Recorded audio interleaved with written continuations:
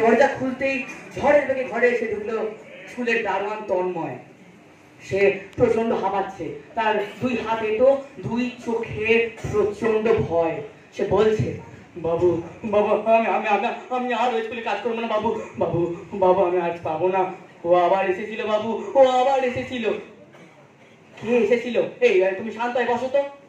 একটু জল খাইয়ে হাওয়া বাতাস করে যখন সে একটু শান্ত হলো, সে বলতে শুরু করলো, বাবু ও এসেছিল।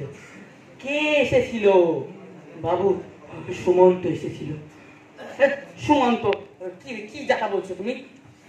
ঘটনাটা শুরু থেকেই বলি। বাঁশবেড়িয়া মফস্বল এলাকা, তার একদম প্রান্তে একটি হাই স্কুল। এই হাই স্কুলের এলাকার তো বটেই, তার চারপাশের কয়েকটি প্রত্যন্ত গ্রাম থেকে অনেক ছেলে মেয়ে পড়তে আসে।